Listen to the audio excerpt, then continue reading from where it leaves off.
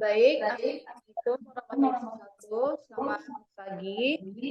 Shalom, Bapak dan teman-teman. Kami dari pastikan hasil kerja kelompok kami yang mengenai dan budaya. Dalam mata pendidikan budaya.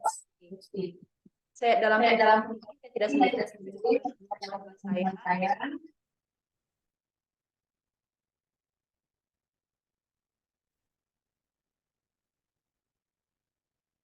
Saya sendiri ada Indah Setiawati, Fashion Alia, dan saya bisa berulang. Tanpa membuang waktu, akan mulai kami. Pokok pembahasan pertama itu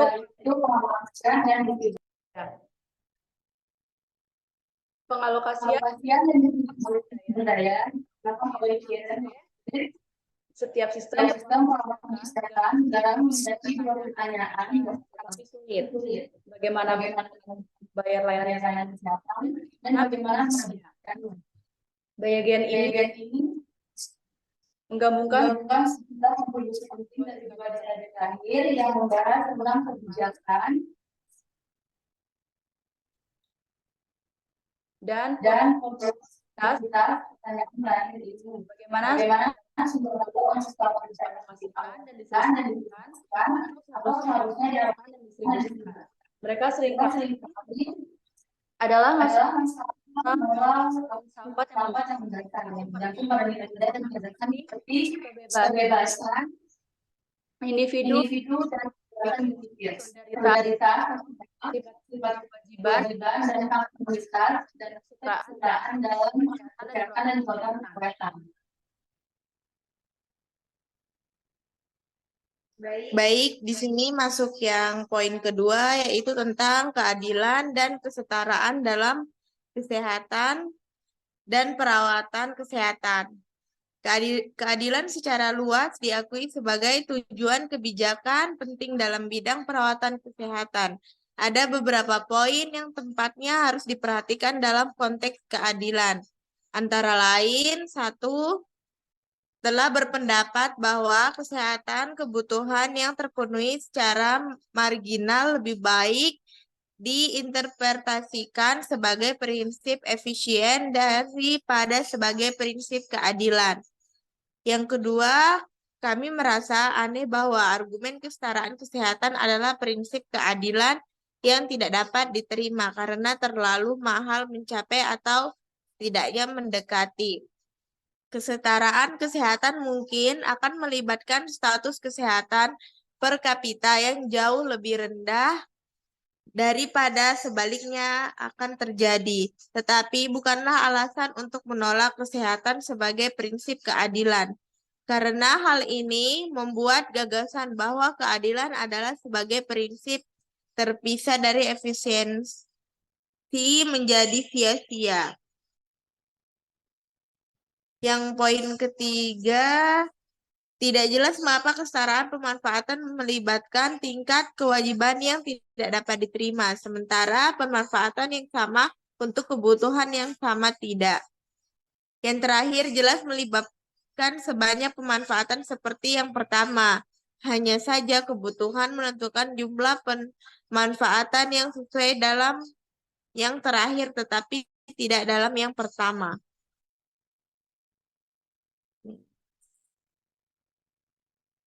Sedangkan Ligren menolak semua prinsip keadilan yang dipertimbangkan dalam bagian-bagian sebelumnya.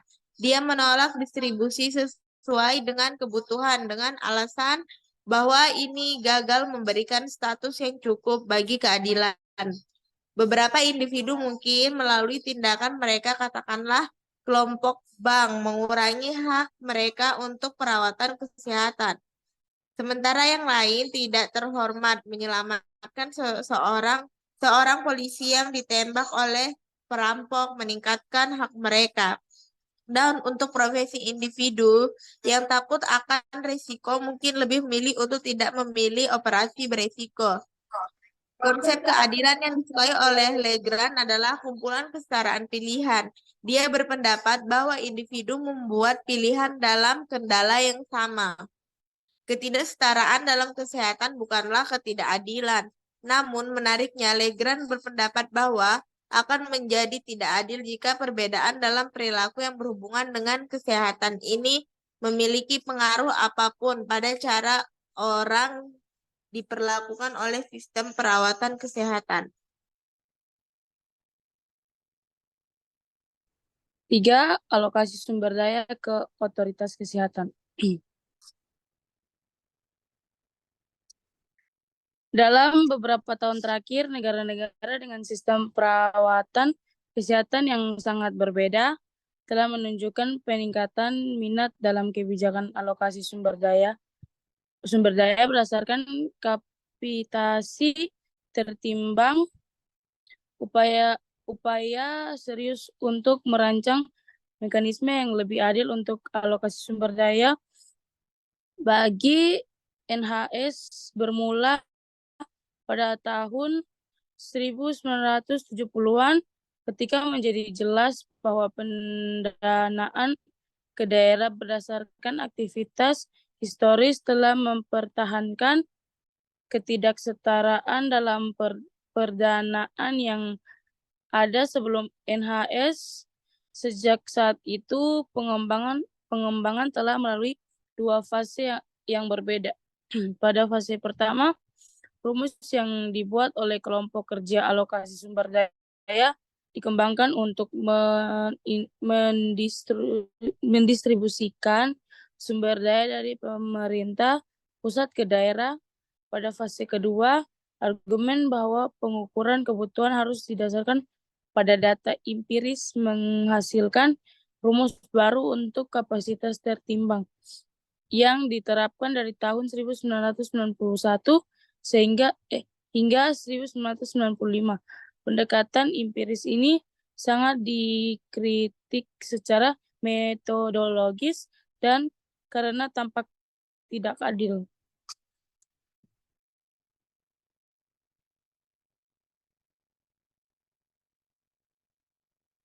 Yang keempat ada ekonomi, kualis, dan etika kedokteran. Perspektif seorang ekonom kesehatan.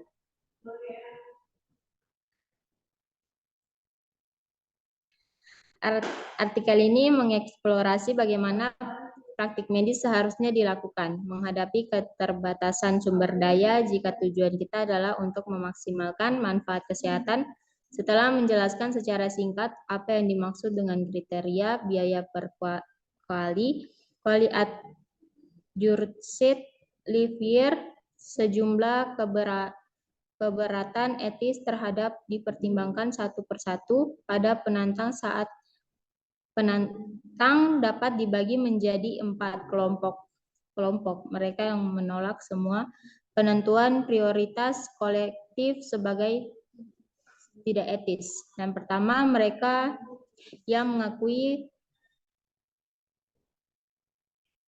perlunya penentuan prioritas koleksi tetapi meyakinkan hal tersebut bertentangan dengan etis medis. Yang kedua, mereka yang menerima perlunya penentuan prioritas kolektif dan tidak percaya bahwa hal itu bertentangan dengan etis medis, tetapi menolak peran kuali dalam hal ini. Yang ketiga, mereka yang menerima prinsip penentuan prioritas kolektif tetapi tidak bersedia menentukan bagaimana seharusnya dilakukan dalam praktik.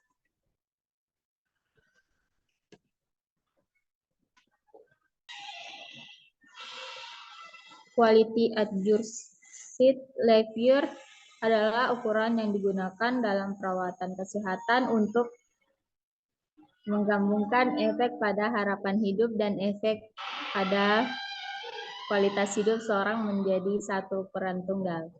Jika suatu aktivitas perawatan kesehatan dapat memberikan seseorang tambahan 1 tahun harapan hidup. Topik yang kelima, pengembangan penilaian teknologi kesehatan. Hal penting yang perlu diingat adalah bahwa konteks HTA sangat penting. Sistem kesehatan suatu negara mencerminkan sejarahnya, budayanya, dan banyak nilai serta preferensi. Hal yang sama berlaku untuk HTA yang memerlukan bagian dari sistem kesehatan tersebut. Oleh karena itu, kesimpulan global tentang HTA hanya bisa teknologi dapat secara sederhana didefinisikan sebagai aplikasi sistematis pengetahuan ilmiah atau pengetahuan yang terorganisir lainnya untuk tugas-tugas praktis. Definisi ini dalam cakupannya menentangkan sejauh mana teknologi meresap. Teknologi perawatan kesehatan dapat didefinisikan sebagai obat-obatan, perangkat prosedur medis, dan benda yang digunakan dalam perawatan kesehatan, dan sistem organisasi dan pendukungan di dalamnya yang menyediakan perawatan tersebut. Sedangkan di Amerika Serikat, penilaian teknologi tidak berhasil dibentuk secara efektif dalam pemerintah nasional. Kongres mendirikan program nasional National Center of Handling Care Technology atau NCHCT pada tahun 1978, tetapi dibubarkan pada tahun 1981 akibat pemotongan anggaran. OTA sendiri dibubarkan pada tahun 1997 karena pemotongan anggaran Kongres sendiri. Lanjut.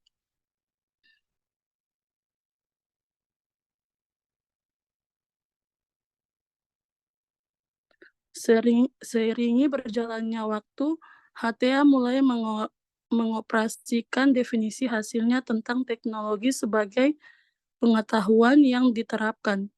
Istilah teknologi medis lebih atau kurang diabaikan dan digantikan oleh teknologi perawatan kesehatan. Dalam beberapa tahun terakhir, istilah teknologi kesehatan lebih disukai. Perubahan ini sejalan dengan perubahan fokus HTA. Meskipun ada kekhawatiran awal tentang masalah-masalah sosial dan etika yang mengelilingi perkembangan dan menyebarkan teknologi kesehatan, kekhawatiran ini relatif tidak terlihat dalam bidang HTA yang berkembang. Pada dasarnya, bidang ini telah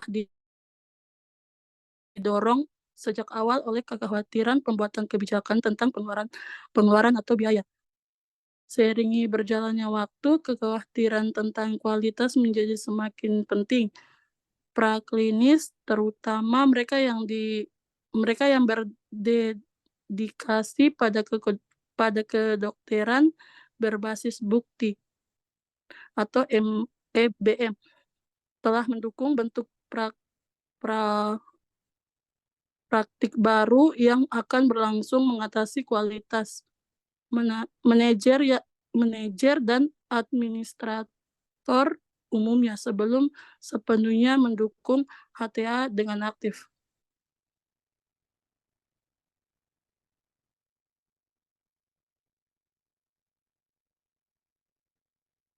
Baik, yang keenam adalah rasionalisasi eksplisit dan implisit. Pada era kemungkinan medis yang terus berkembang, sistem perawatan kesehatan yang didanai secara publik menghadapi tantangan untuk menentukan layanan apa yang harus dicakup untuk di populasi yang diasuransikan. Tantangan ini biasanya disebut sebagai pemangkasan perawatan kesehatan atau penempatan prioritas, istilah yang kami gunakan secara bergantian, telah mendorong pemerintah di sejumlah negara untuk mengambil pendekatan yang lebih sistematis dalam penentukan cakupan layanan daripada yang biasanya terjadi di masa lalu. Secara khusus, para pembuat kebijakan di negara-negara ini telah mendorong perdebatan eksplisit tentang penetapan prioritas, dimulai pada tahun kedua 1980-an dan berlanjut hingga tahun 1990-an. Dan melakukan hal ini, mereka membangun pada upaya untuk memperkuat penilaian teknologi, kesehatan, dan menentukan cakupan obat-obatan untuk mengatasi pemangkasan perawatan kesedaran seluruh. Salah satu contoh dari awal dari pendekatan ini terlihat di negara bagian AS, Oregon, dan bekerja untuk menyusun daftar prioritas untuk Medicaid sebagai cara untuk memperluas cakupan populasi telah banyak teliti dan dilaporkan.